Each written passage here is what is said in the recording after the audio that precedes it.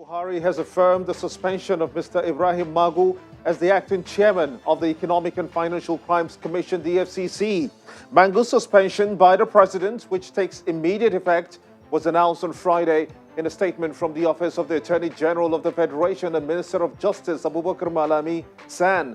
The Minister's Special Assistant on Media and Public Relations, Umar Gwandu, who signed the statement, explained that the presidential directive was to allow for an unhindered inquiry by the Presidential Investigation Panel under the Tribunal of Inquiry Acts and other relevant laws. He revealed that President Buhari has directed the EFCC Director of Operations, Muhammad Umar, to take charge and oversee the activities of the Commission. What does this mean to the President Muhammad Buhari's campaign to root out corruption in the country? Remember the President's words on corruption, and on assumption of office in 2015, he said that if we do not kill corruption, corruption will kill Nigeria. Magu has also asked for bail, a right guaranteed by the Criminal Justice Act enshrined in the Constitution. Data feeds are coming through in one place simultaneously on all our social media platforms on channelstv.com and on youtube.com/channels web. You can follow us right now on m.channelstv.com and on Apple, Android, Fire and Roku TV. Tweet at Gimba Umar CTV. Use the hashtag State of the Nation. Let's get your thoughts in. It's prime time here in Lagos, and this is State of the Nation.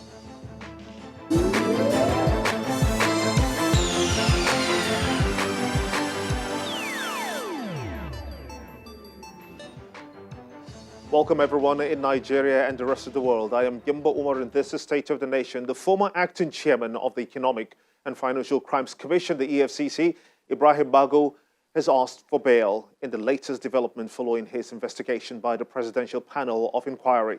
Magu was hailed as the vanguard for fishing out corrupt persons in the country and sought to their prosecution. In what seems a turn of events, though, the hunter becomes the hunted. But will there be results? Will the law take its course to the end? Take a listen. November 2015, after the sack of his predecessor, Assistant Commissioner of Police Mr. Ibrahim Magu was appointed as acting chairman of the Economic and Financial Crimes Commission to be at the vanguard against graft in President Buhari's bid to fight corruption. I'm pleased to inform you of the appointment of the following and to propose them for confirmation of the Senate as provided by the EFCC Act. 1. Magu Ibrahim Mustafa, ACP, Chairman. After months in acting capacity, twice the 8th Senate rejected President Buhari's request for Magu's confirmation, citing a damning DSS report which put Magu's integrity to question, allegations he denies. Based on security reports available to the Senate cannot proceed and confirm the nomination of Ibrahim Magu Mustafa as the executive chairman of EFCC. Accordingly, the Senate hereby rejects the said nomination and has returned the said nomination to Mr. President for further action. July 2020, Magu is again in the eye of the storm after the Department of State Services invited him for questioning, and for 3 days the EFCC boss faced a presidential panel over alleged infractions. It is believed that Mr. Ibrahim Magu has been suspended by the president based on recommendations by the panel in order to allow for unhindered investigation into allegations against him. The presidency had on Tuesday declared that the ongoing probe of the acting chairman of the Economic and Financial Crimes Commission, EFCC, Mr. Ibrahim Magu, is an affirmation that nobody under the present administration is above scrutiny and reinforces the Buhari-led administration's commitment to transparency and accountability, adding that the holder of such elevated office must be above suspicion. Well, joining me from our Abuja studios now is Emmanuel Anene, a lawyer, as well as Tochukwu Ohazurike, a lawyer as well. I want to thank you both, gentlemen, for joining us on State of the Nation as we try to look at the turning issue of corruption, war, and how well this country is able to fight it to this time. Let's begin with you, Mr. Anene, as we look at the roots of the matter in terms of the Nigerian anti-corruption war. Let's work it out from the end to the beginning, shall we? To this point, what do you make of the outcomes of the Magu debacle? Good evening, and thank you for having me. Magu debacle started when DSS issued a report to the effect that Magu, such a person like Magu, is not fit to hold the office of the chairman of Economic and Financial Crimes Commission. With that report, damning report coming from established institution of this government, there is no need for Mr. President to have kept Magu 5 years down the line. Now, fast forward to what happened. Attorney General of the Federation equally issued a memo that is damning about Magu's infraction, economic infractions as chairman of Economic and Financial Crimes Commission. Ordinarily, that memo, the day that second memo came, Magu would have been relieved of his duty. But that did not happen. This statement by Mr. President that nobody is above investigation and thereabout, they have kept Magu for 5 years. By the way, Section 3 of Economic and Financial Crimes Commission provided that the chairman of the commission shall head office for a period of 4 years. He allowed Magu to act for 5 years against the provision of the act that established the commission. Now, if you look at Section 2, Subsection 3 of Economic and Financial Crimes Commission, he said that the chairman and ex-officio shall be appointed by the president and confirmed by the Senate. But certain lawyers, with due respect to some senior advocates of Nigeria, misled Mr. President into believing that Magu's appointment is under Section 171 of the 1999 Constitution amended. And as such, Magu Senate does not need to confirm his appointment. And that is why Magu operated for almost 5 years and breached Section 37 of EFCC Act that provided that before 30th September of every year, that the commission shall file to the National Assembly its audited annual report and activities of the commission. Magu operated 5 years, and that never happened. That is also a breach. Now, if you look at the mouth-watering allegations and the way and manner Magu operated, number one, today, Magu is asking for his bail. That he denied a lot of Nigerians. He detained people for 2 weeks, 2 months, 3 months without trial. That is his stock in trade. There is one activity by Magu. He used to issue to the bank if he's led to believe that certain account is being used to launder money. Magu will write we call it love letter, place no debit to the bank. And that place no debit, Magu turned it to be a court order. The law provides that if you led to believe that certain account is used to money laundering, the proper thing to do is to approach the court and get ex parte order for investigation. He's not interested in ex parte order. He's not interested in anything. If I may come in at this point, because the pictures that you've painted of Magu seems to be one to suggest that he has been tyrannical in his approach to fighting this war on corruption. But let me get to Mr. Wazirike. From what you have seen, do you agree that there are no sacred cows in the Buhari government as being touted? Well, thank you, Gimba. There are a lot of sacred cows in the administration, but it must be stated that despite the fact that this government said that their main issue was going to be to fight corruption, security, and then the economy, to work on the economy, they have failed in all those three. And Magu is actually the poster boy of everything this administration has done on anti-corruption. And if the mind-boggling and neck-breaking allegations we have seen, which from what we are hearing, there are prima facie evidence to believe they are true, have all occurred under this same Magu, it now puts to question the entire anti-corruption war of this administration. This investigation of Mr. Magu has turned out to be, in fact, a referendum on the anti-corruption activities of this government. And there are sacred cows. In 2015, certain persons left office as governors who were members of the APC. In 2019, many other persons left office as governors who were members of the APC. Till date, not one of them has been charged to court. Till date, not one has been charged to court. Now, this administration celebrated the conviction of Jonah Jang, Joshua Dariye, and not Jonah Jang, sorry, Joshua Darie, Joshua Darie, Ojuzo Carlo, and the former governor of Taraba. Now, when they celebrated, Jolene Nyame, when they celebrated those ones, the issues were simple. These people were members, two of them, Jolene Nyame and Darie, were members of the PDP when the EFCC charged them to court. Now, they were tried for almost 7 years before, 6 years, basically the entire trial happened under PDP before they were convicted. So there was no need for APC to celebrate. Persons have left office since 5 years who were members of APC as governors. They have not been charged to court. Within 5 years that PDP first tenure elections ended in 2007, more than 25 of the governors who left office were charged to court. They were at least charged to court. Let's leave what happened in court, but at least EFCC did their own and charged them to court. What has happened? EFCC now concentrates on Yahoo boys. I am not saying Yahoo boys are doing the right thing, but I am saying that the reason for going after these cheap Yahoo boys was that these boys were very willing to let go of anything that was seized from them, their vehicles, the money, and that was why these Magu boys were feeding fat on chasing all those boys, getting jail terms for them, and then taking over whatever it was that was reclaimed by them, because those boys were not interested. So if I may come in, let me just quickly ask you this one. Let me quickly ask you this one. Where then do we begin this war on corruption? Since you say that it seems to be a shift looking at those Yahoo boys when there are sacred cows in the government and indeed in the country, how do we rechannel the approach to be successful in the fight against corruption? Truly, the only reason there is that the president does not have the political will to fight corruption.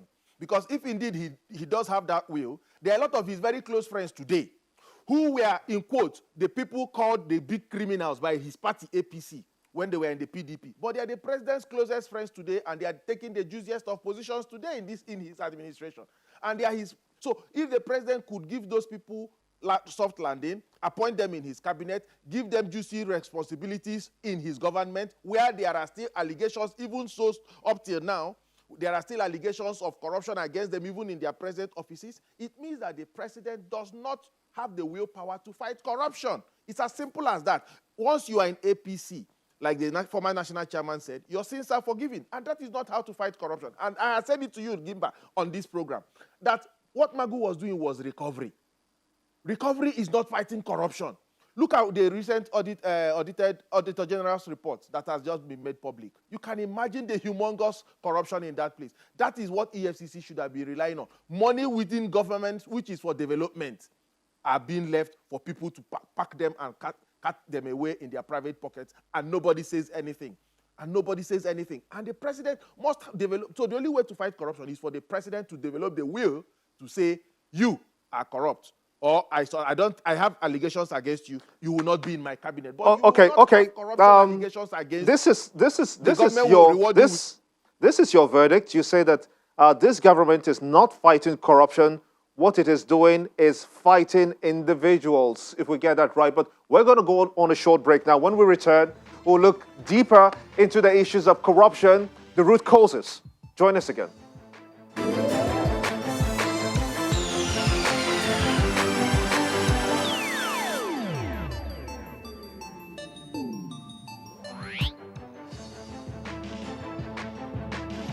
Welcome back to State of the Nation. We're looking at the very thorny issue of corruption in Nigeria. And with me in our Abuja studios is Mr. Emmanuel Anene. He's a lawyer, as well as Tochukwu Ohazurike, a lawyer as well. Let's get back to the discussion, shall we?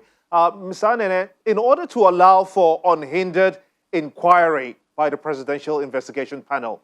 Now, that's the quote from the statement released just today from the Office of the Attorney General of the Federation, Abubakar Malami. How much trust do you place on that statement, especially when you consider the word unhindered? Yeah, before I get to that question, let me also make certain clarifications. A government that believes in war against corruption has no business keeping Magu for 5 years in view of DSSS report against him. Also, a government that believes in war against corruption would not keep Magu and set up a committee to review a damning report by the Attorney General of the Federation and Chief Law Officer of Federal Republic of Nigeria. But The do you also committee is remember? unknown to law. Do you Is the also committee remember? going to- Do you also remember, though, that in the course of all of that taking place and happening, unfolding across the political space, there was a request from the AGF's office for some certain files from Magu's office to be submitted to the AGF's office, which did not take place, and people have, persons believe that perhaps that is the beginning of the, tussle between the AGF's office and Magu's office. Do you think that is correct?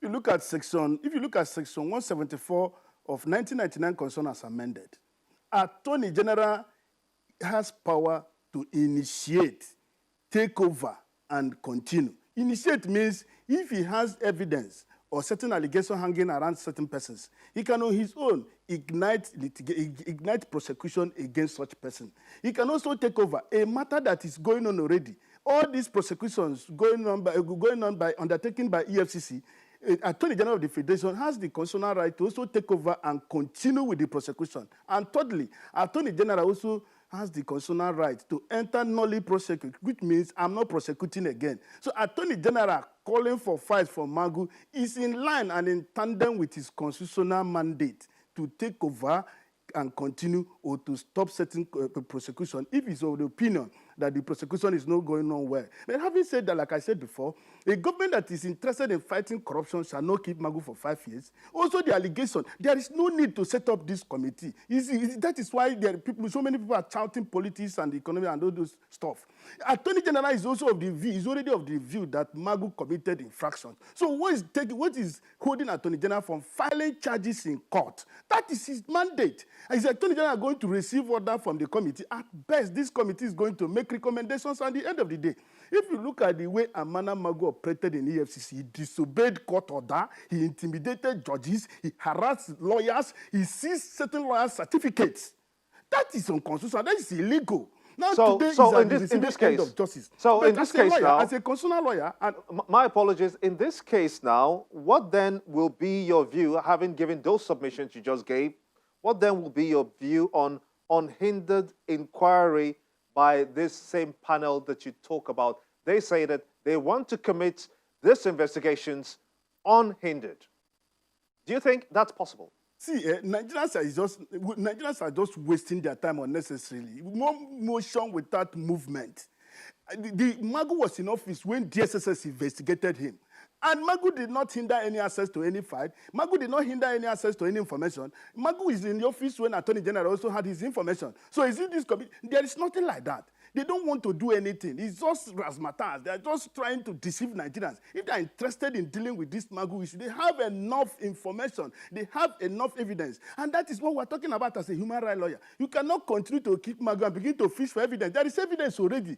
Gather all those evidence. Gather evidence from the report of SSS. Gather evidence from the report issued by internal memo of Attorney General of the Federation and charge Magu to court immediately. You cannot keep Magu and start looking for evidence when there are evidence are bound already. Magu is not going to hinder anything. The records are there. Unless they are telling us that what Attorney General said, they don't believe it, or what the DSSS said, they don't believe it. Now, let me get your thoughts on this, Mr. Wazirike. This is the situation, but a lot of people are neither here nor there about it. But let me just get your thoughts on it. Do you think that the system in the country works against the success of heads of anti-corruption institutions, of the EFCC especially, because you've had the cases of Nuhu Ribadu, Farida Waziri, Lamurde, as well as now Mr. Magu. Do you think that perhaps something is just not right? Are we missing something? Absolutely, we are missing something. It is obvious from benefit of hindsight that political interference in the office of the chairman of the EFCC affects the performance of that office. And that is why when the way Ribadu left office, the way Farida Waziri left office, the way Larbode left office, and the way Magu has just left office, you will discover that same political interference in the activities. If I want to believe what Shegu Adeniyi wrote about what Magu did to the homes of T.Y. Danjuma and Abdusalami Abubakar, you mean that a president must, I do not subscribe to the fact that a president must sign off before a certain level of investigation are conducted. While they are being conducted, a report can be sent to him or for his notice, but he must not approve for those things to be done. Because if those people have committed crime, those people have committed a crime. We should stop this glorifying of leaders, office holders, former office holders, so that then, because there are no two sets of laws in Nigeria, the law is there for every citizen.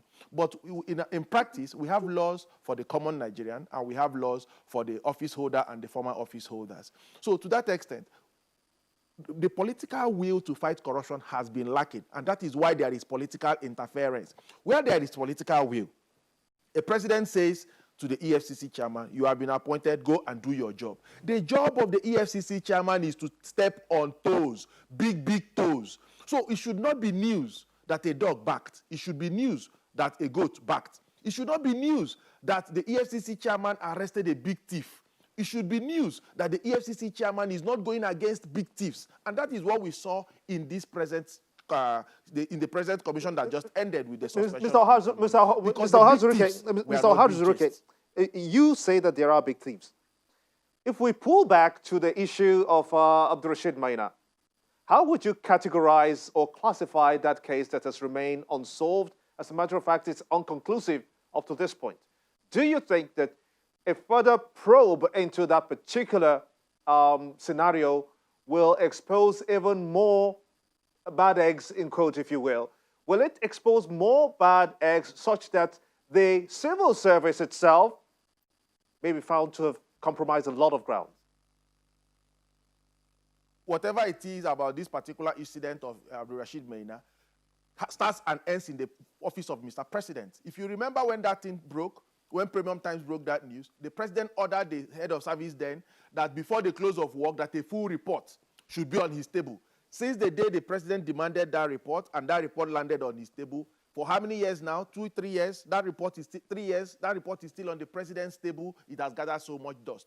That is because that man is part of the politics of the country, and they are giving him soft landing, just like the investigation and prosecution of the former SGF of the Federal Secretary to Government of the Federation. Nothing is going on about his prosecution, and the party has now put him as a member of the campaign committee of a governorship candidate of their party. So when you see a party fighting corruption, a government fighting corruption, and people who there are private party evidence against them, and they are in court for corruption, including the candidate of the... So you see that it is not all about corruption. It is about politics, using EFCC to chase enemies. What Magu succeeded in doing for the ruling party is to label PDP as a very corrupt party, because I tell people, there is no party that is corrupt. It is the members of the parties that are corrupt, because the corrupt people in PDP have moved to APC and they are no longer corrupt. So you cannot term a party corrupt. APC is not corrupt, PDP is not corrupt, but members of the parties are corrupt. Okay, so Mr. Anene, let me just get the final, I'll take that as your final thoughts, but let me hear from Mr. Anene with this question now. Mr. Anene, do you think that there is a way forward systemically, because the Vice President, Yemi Osinbajo, has said it time and again that we are endemically corrupt through the systems of this country? Is it possible that in appointing who becomes the EFCC chairman, because the one there now, it's in acting capacity, is it possible that we go back to the drawing board and have an elective system to get who should occupy that position? Yeah, before I get to that way forward, the Vice President of the Federal Republic of Nigeria is a senior advocate of Nigeria and a professor of law. He also on the train that told Mr. President that Senate of the National Assembly has no right to confirm the chairman of EFCC. That is also wrong. That's not the way to go if we want to get it right. Now, if you look at the act establishing his EFCC, it picks people from police. We want to remove police. We want to remove anti-corruption fight from police and rest it with EFCC. But if you go to EFCC, 85% of EFCC staff are police officers. That's a good place. Police officer. Lamode is a police officer. All of them are police officers. That's a good place to let it rest. I'm afraid that we're seriously out of time. I most sincerely thank you, Mr. Emmanuel Anene, as well as Mr. Ohazurike Tochukwu, for talking to us on State of the Nation. Both lawyers, of course, making sense out of what went wrong and at what point we missed it. And to you for being part of the show, many thanks indeed for watching. I am Gimba Umar, and this is State of the Nation. Bye for now.